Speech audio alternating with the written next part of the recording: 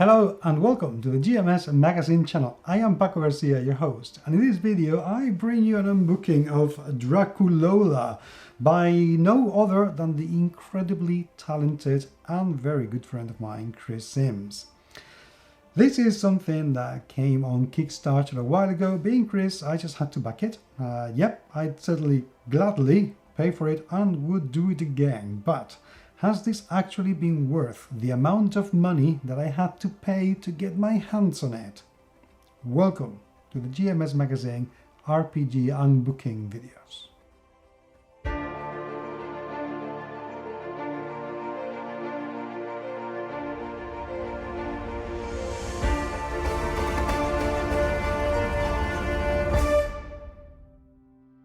Chris wanted to write a game about, well, monsters, but also a game that he could play with his kids, and therefore it couldn't be a game, like monsters game. You wouldn't want to play unknown armies with a child. If you do, by all means do seek help, because come on, no, that's just so wrong. Anyway, don't get distracted.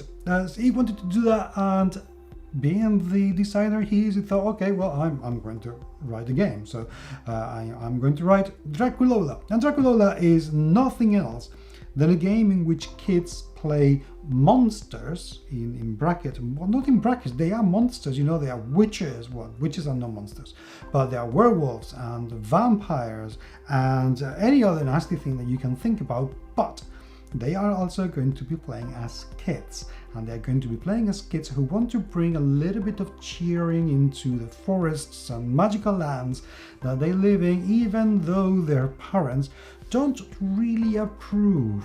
Now, yeah, that rings a bell. That rings a bell to many people's lives. So that's what Chris decided to do. He went on to Kickstarter, that was very successful and was very nicely funded. And I've had this book for a while, and I have to admit that this is the second time I record this video, because the last time the book was pretty much here, so you wouldn't be able to see what was inside.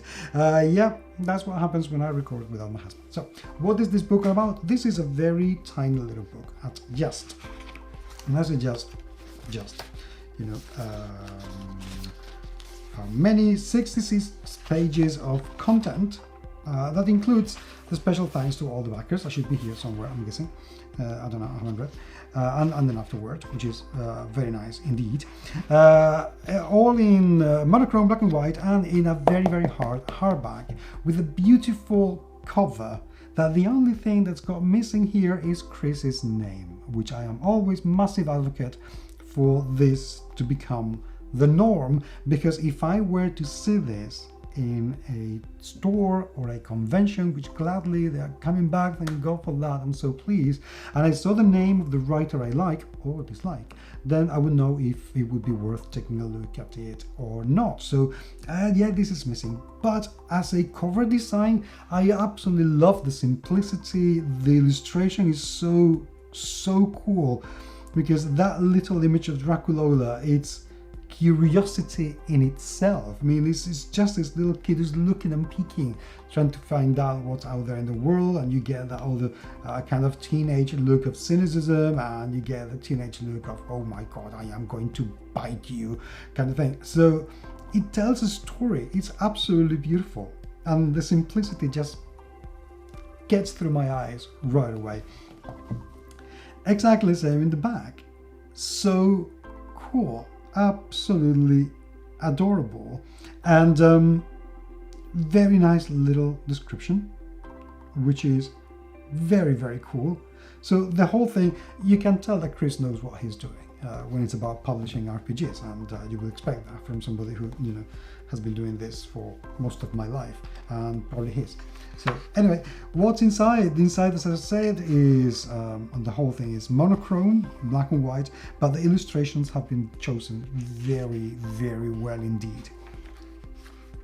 A very nice table of content, which is brilliant, absolutely brilliant. where we get the introduction, how to choose narrator, how to make kid monsters.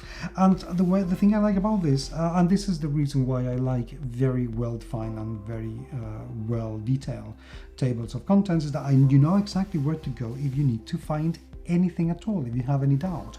And because this is a game that you're meant to be playing with kids, and that hopefully will help kids to get into role-playing games, having things easy to find and accessible, yeah, top notch. I really like that. So doing stuff, you know, I already like the word stuff, because we don't know what's going to be. It can be anything, and we're talking about children. You know what they say about don't work with animals or children, because you never know. Well, play with children, because you never know, and that makes them perfect for this kind of games, which is brilliant. Then core ideas about how to run the game, which is very good indeed. This is very nice addition, actually, running the game and then continuing with running the game here. That I like a lot. And then the description of the world of Zitterstein, where you know you go from page 41 to 48. It's not a huge amount of information, but probably you don't need that much, because in this kind of game it's a good idea to give children plenty of scope for them to build a world that they want to build, and that is absolutely wonderful. And then the Zitterstein Menagerie, which I'm not entirely sure what it is, but we are going to take a look. Some ideas, narrator idea creators, which is very good, and then an afterword and special thanks, which is excellent. So inside we get a one column layout, which is good enough for an A5 type book. It reads very nicely. I really love the font and the separation both in the kerning and between the lines themselves. It makes it very easy to read and very pleasing to the eye. So Rosalind, oh okay, Rose, very good work. very good work indeed. I really love the layout. Very nice little detail for the pages as well, which is good. And you're referencing the chapter here, which is very nice. I like this a lot, actually. Very nice indeed. And I'm loving the illustrations. The illustrations are so good. There's a bit of a mix of styles between the characters and the objects, and I'm going to see if that is consistent throughout the book, because that would be very nice. The characters definitely are consistent, which is brilliant. I love that. Okay.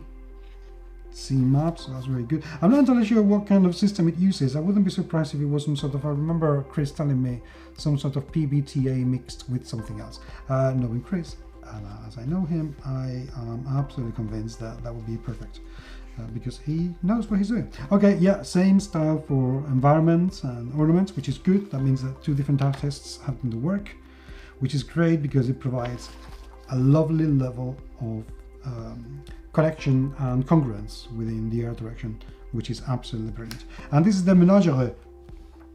And we have, I wish we had more illustrations, because I'm not sure if a child would be able to see what our guest is, or you know, having Bartle the Krampus, especially when there are games and monsters that are named. I think that gives them a little bit of extra personality. We're not talking about a skeleton.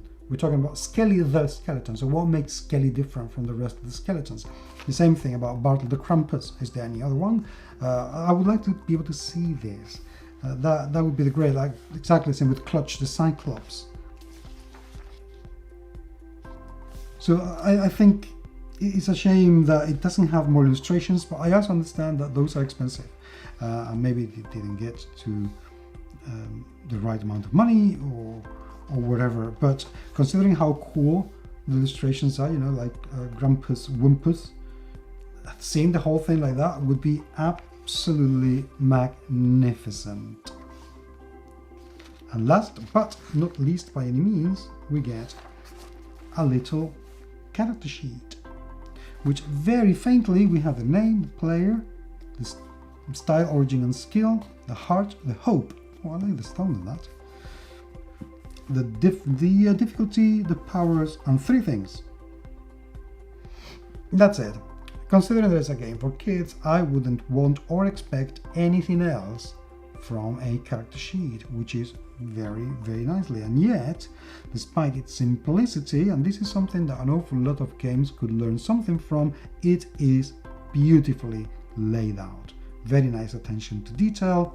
Everything seems to be in the right place. So I am liking it. I wish perhaps the text here was a little bit darker to see, because it's kind of hard to read.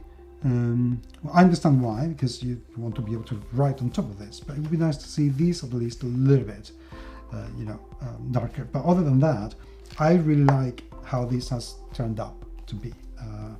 It's a POD from Drive-Thru, and as you would expect, the printing for black and white is absolutely fantastic. The material is good, the binding is excellent, and the hardcover is brilliant. So, is this worth the amount of money that I had to pay to get my hands on it? Big time, yes. Now I only need to find a few children to play with, and I think I know the group that I am playing with on Saturday. Yeah, they'll do. Hope you have enjoyed this. Let me know what you think. I'd really love to hear your comments, and until the next time, I will talk to you very, very soon. Take care.